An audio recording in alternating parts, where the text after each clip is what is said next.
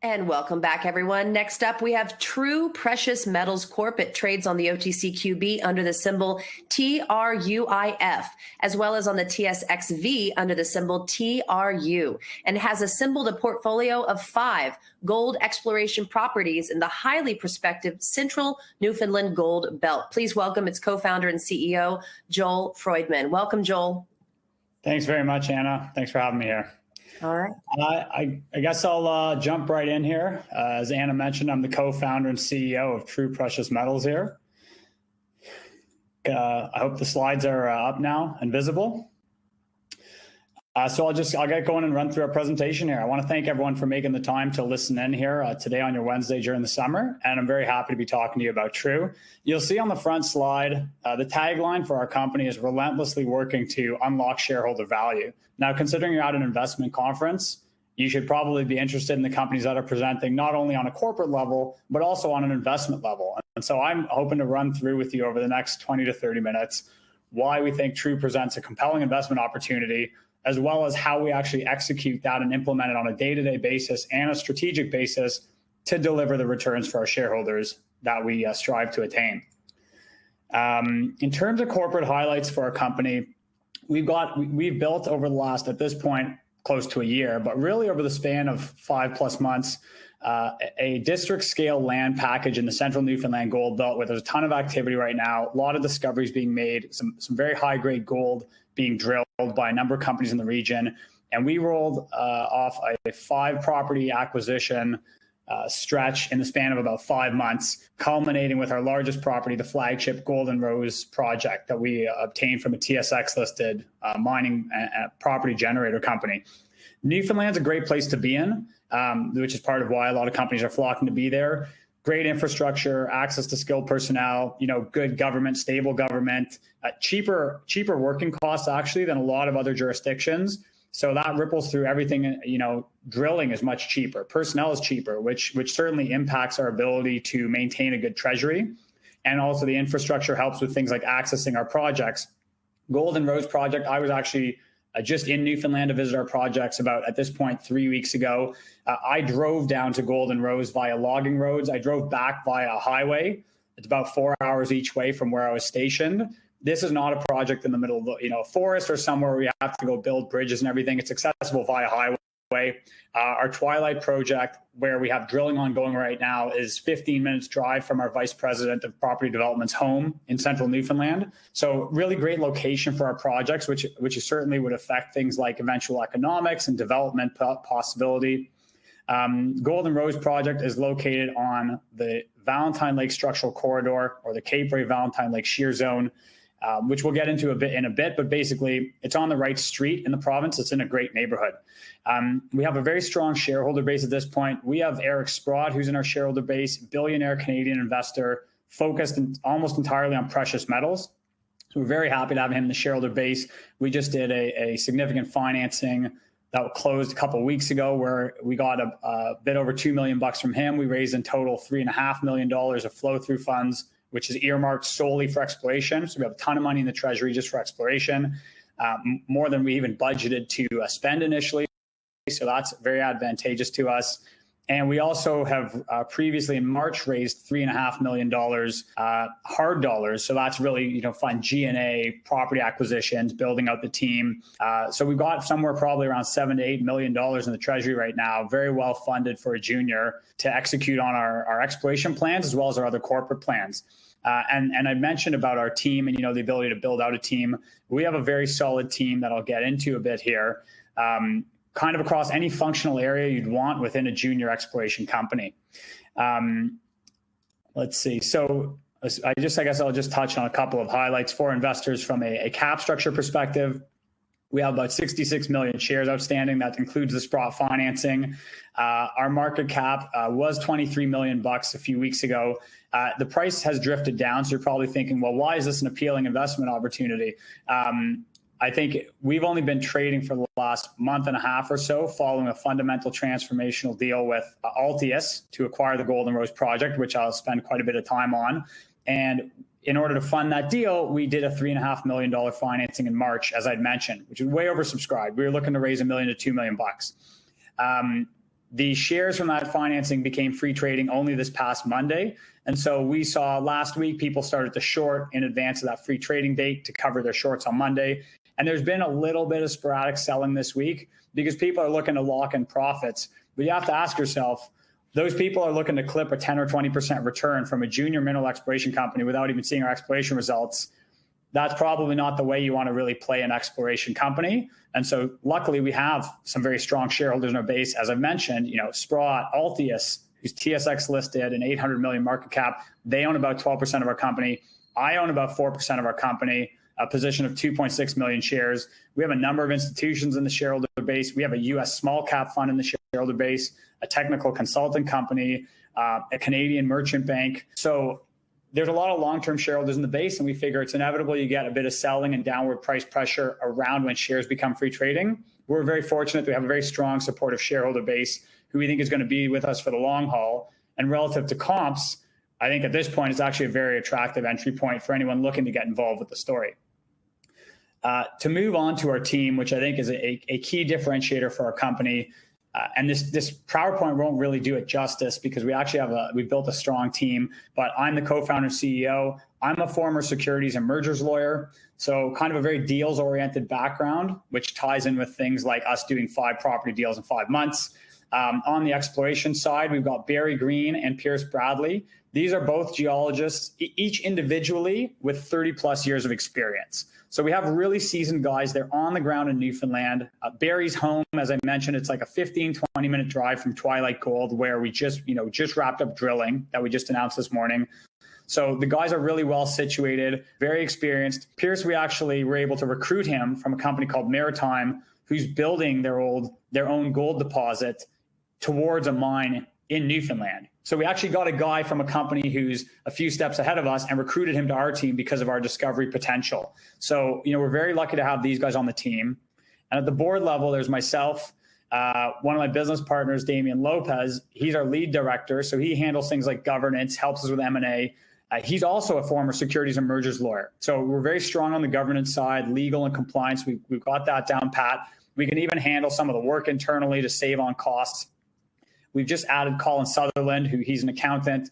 He's been by training. He's run or been on the board of a slew of significant junior and mid-tier mining companies over the last 2 decades.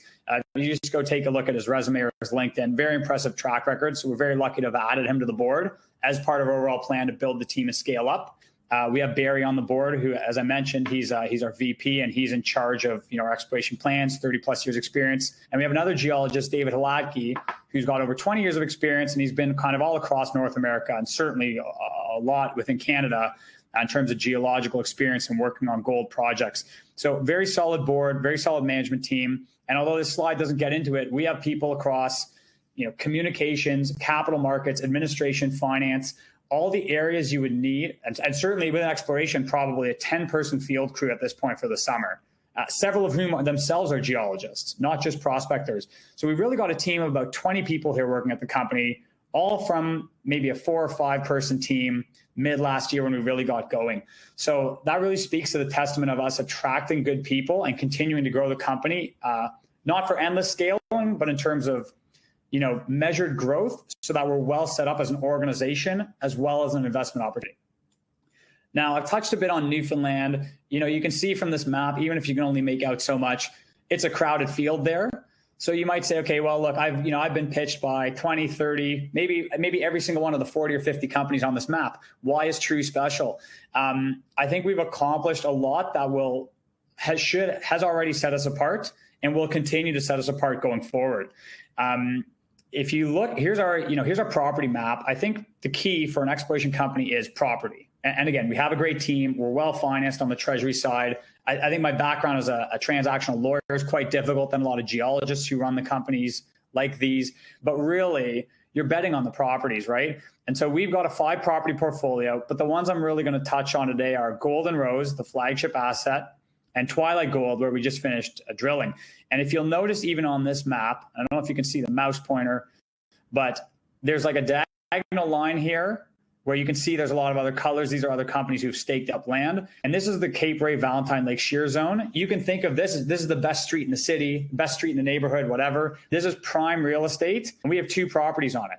In fact, Golden Rose, which is our flagship asset, is flanked by Marathon Gold. They're TSX listed, 700 million market cap. They have a 4+ million ounce gold deposit. They're right next door to us. Like our property is within 10 kilometers of their property across a lake. So we're right beside a 4 million ounce gold deposit. It takes a lot of guesswork out of the geology. And then on the other side, we have a company called Matador Mining. They're listed on the Australian Stock Exchange. They have 840,000 ounces. They continue to add land to their position as well as continue to drill. They just raised, I think, $16 million. The Marathon had raised $50 million, including from founders of Franco-Nevada. So we're actually flanked right by 2 major gold deposits, some of the largest in the province. And in fact, Marathon's the largest in all of Eastern Canada, the largest undeveloped gold deposit. So Golden Rose, which is our main asset, is right in between 2 humongous gold deposits. Great place for us to be in. Again, takes quite a bit of the guesswork out of what we would hope to find there. We're doing work right now on Golden Rose, which, as I mentioned, I visited myself about 3 weeks ago when I went to Newfoundland.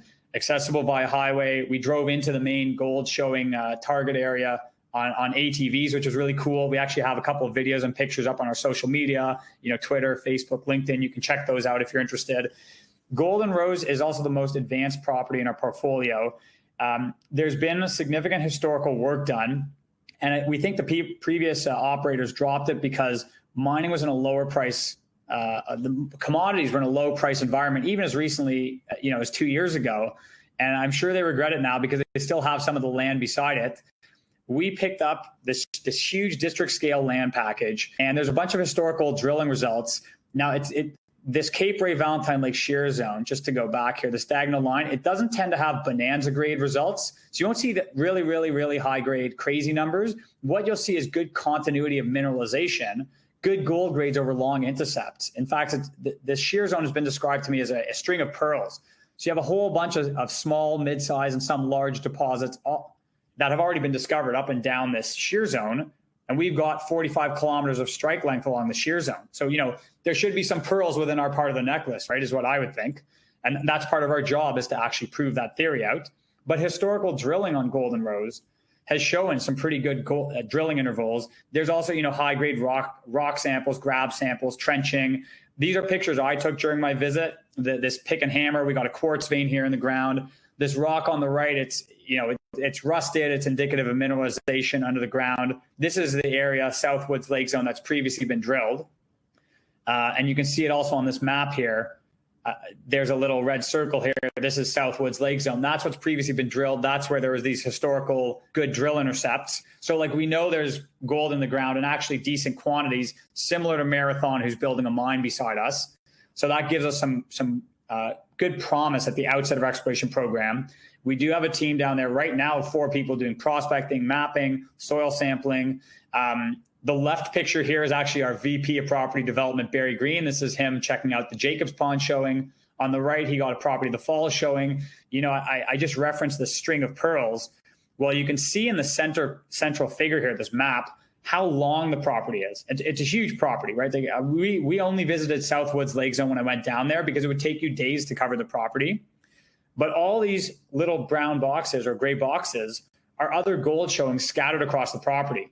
So when I say maybe there's the string of pearls, that there is a string of pearls and we hope it extends on our property, there are already probably 6 or 7 indicated gold showings that have already been identified that we have yet to even really give blanket coverage, which is what we're doing now, so that we can be kind of judicious with the Treasury, do a targeted ground surface exploration program. And then when we go look to do drilling later this year, and we've said we'll do about 5,000 meters, we certainly now have the funds for more than that.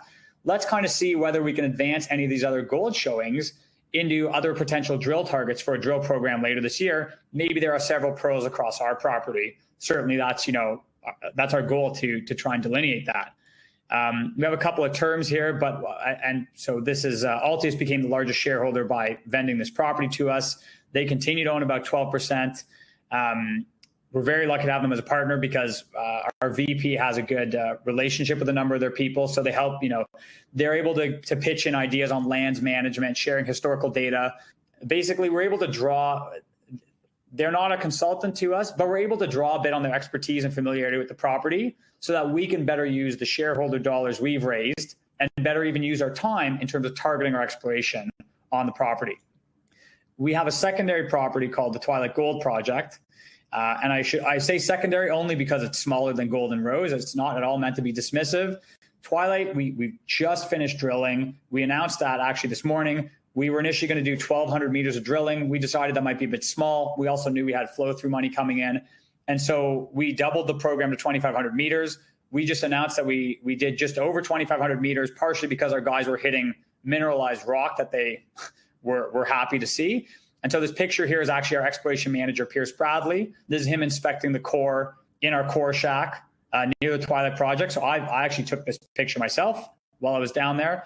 And Twilight, let me see. I don't know if we actually have the historical drilling numbers in here, but basically Twilight also hit historical drill intercepts about 20 plus years ago in a drill program. They didn't have good core recovery, and they were hitting intercepts of, several meters at 3 grams, 5 grams a ton. I think they had 13 meters at a gram per ton. So these are like respectable intervals that they've already hit. So again, we know there's some gold here. Part of our job with the drilling program is to prove it out. And now we're going to go see, as results start to roll in from the sampling of this drill core, what we've been able to find under the ground with a more expanded drill program that builds on all the historical data we were able to obtain on this project. And up the street from Twilight Gold is Sockleman Minerals Moosehead project, where they're actually hitting some quite high grade numbers. So again, we're still on this Cape Ray Valentine Lake shear zone, this diagonal line that's proven already to host a number of significant deposits, as well as other high grade results and lower grade results, but in volume. So here's, I guess this picture hasn't yet been updated for this morning, of course, because it's just this morning, but here's the driller on site on the left. Here's Pierce inspecting the core. And this is a magnetic survey we did in the middle that helped us we overlaid this with all the other data we had, historical data, to plot out our drill program. So again, so that we wanted to do a targeted program so that we're careful with the money we do have. I've mentioned our neighbors, Marathon Gold. They're building this mine beside us, 4 million plus ounce deposit. There's also Newfound Gold, who's on the Appleton Fault, so a bit east of our core properties. And they're hitting, bonanza grade results. I think probably no one, initially saw coming, but they continue to deliver great results, which we think will be an ongoing catalyst for the region and other companies in the region, especially ones who are well situated like us. They're only about a third of the way through a 200,000 meter drill program. So, lots still to be unearthed, literally and figuratively, in Newfoundland. And we're very lucky to be in the province, and we're lucky to have moved in before a lot of the rest of the pack, which allowed us to see some prime ground. If you look at the Pier Comps, when I say I think now is a good entry point, sure, I am the CEO. It's my job to say that. But the reality is, our shares were holding up at 35 cents for quite a long time, which is around a mid 20 million market cap. Again, I think in the very short term, we have been negatively impacted by people looking to do quick flips on their March financing shares.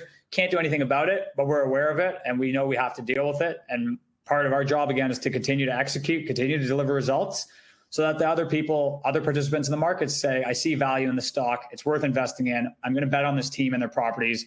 Let's see what they can achieve. We do have a couple other properties in terms of some earlier stage exploration potential. We have Gander West, which is it's near Newfound Gold. We believe there's some structural lineaments that may run through the property. We have set foot on that property as well. We've done some early stage ground coverage. We have 2 other properties as well, Rolling Pond, that actually borders Newfound Gold's property here, and Stony Lake, which is near our Twilight project. I won't spend a lot of time on those just because I know we've got limited time here, but there are additional properties in the portfolio. And so kind of to summarize, why invest in Tru? Well, we're in the right province within Canada. We're in probably one of the hottest mining jurisdictions in the world right now, certainly. And we've got some great land packages within the province. So it's not just right province, like we're right location within the province. We just finished our drilling at Twilight Gold, so there will be results forthcoming. Planning a 5,000 meter program at Golden Rose later this year, and this has all been publicly disclosed. We have a technical report up on our on our CDR website and our website as well. We think, especially right now, is probably an opportune entry point in terms of valuation relative to comps, both at our stage of exploration, as well as you look at some of the companies further along that have 50, 100 million market caps once they start putting out some results. So it's up to us, again, to deliver exploration results as well as corporate development to grow into a market cap like that. Great management team, but particularly exploration people, which is key for an exploration company, and a great board, experienced, savvy board. And like I mentioned, a good team behind the scenes of probably an additional 10, 15 people who help this company run and grow and execute, which is really important over the short and long term. And then in terms of how do we, other ways to make money, obviously at the drill bit in terms of discoveries, but we do look at other ways at the corporate level in terms of property transactions, corporate transactions, adding good personnel to the team, getting support on the capital market side to help the company grow share price, market capitalization of the company, general awareness, which will attract better partners, transaction partners, business partners, and continuing to attract good people to the team. So that concludes the real, I guess, the formal presentation part. I'm close to right on time here. So happy to open it up to Q&A here. Great presentation. All right.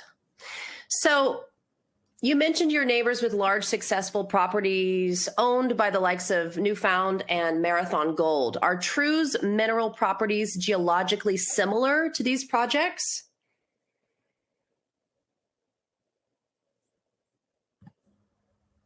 Sorry about that. I just got a little network issue, I think, there. Yeah. So Newfound Gold is over. I guess let's see. Where's the best place to start is probably with Marathon Gold, because that's on the shear zone.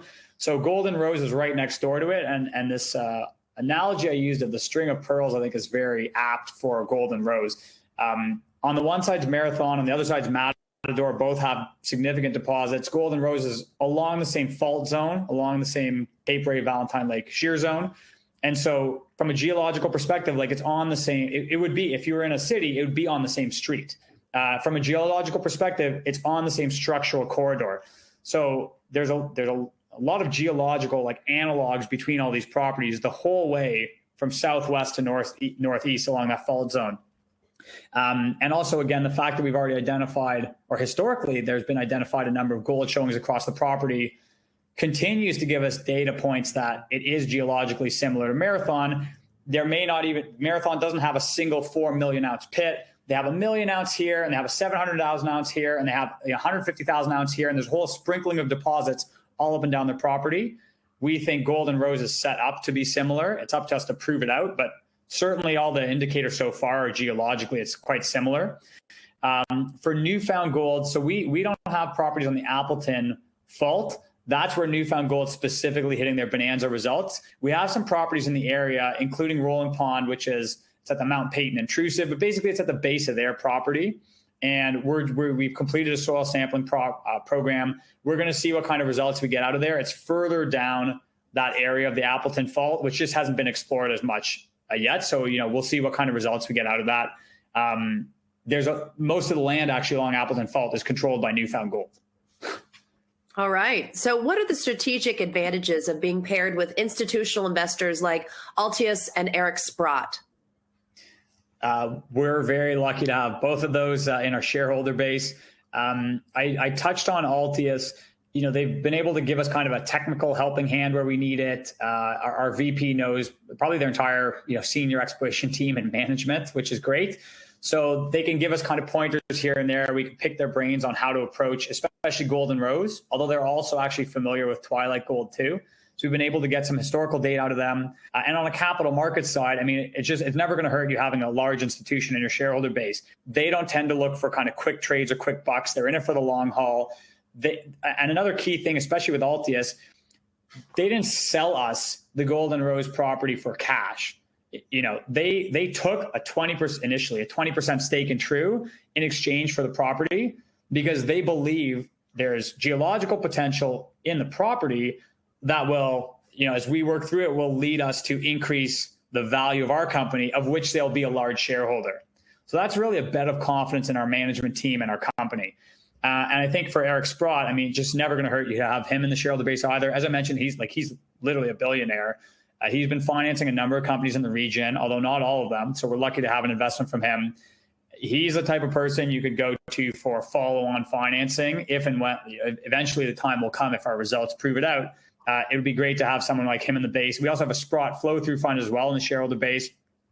So again, the institutions tend to take a longer-term view, which is really valuable for us because our game is fought day to day on the ground over time, and also potentially sources of additional follow-on capital, let alone just the cachet those name implies and the fact that they only pick certain companies to invest in.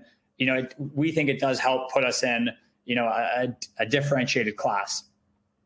So what separates your team from those of other junior miners in the industry?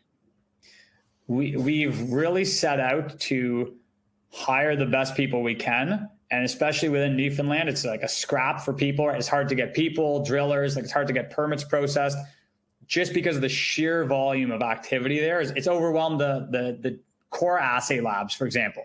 So it'll take longer to get back drill results. But specific to our team, our VP and our exploration manager, they both know people in the Newfoundland government, so they can kind of help nudge things along on a permitting side, license transfers.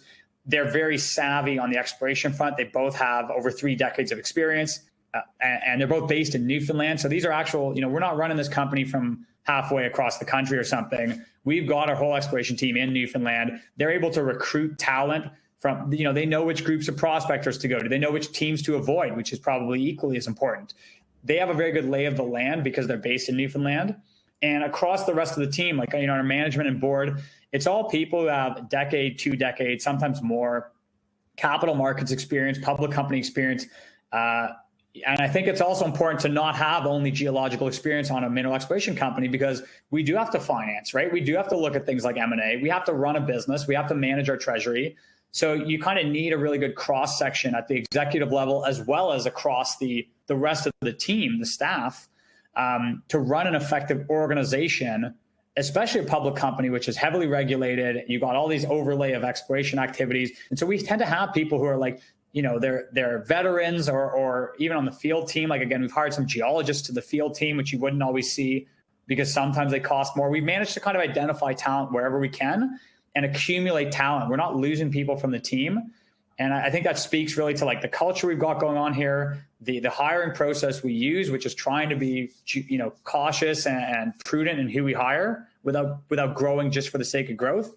And these things that the investors aren't going to see them day by day of who's doing what within the company. What you should know as an investor, or even someone just interested in what's going on, is we have a team of people. Like, there are people who show up here virtually every day to work really hard to relentlessly unlock shareholder value, like we say. And that's something that not every company can attain. Sometimes it's just the CEO and his or her board.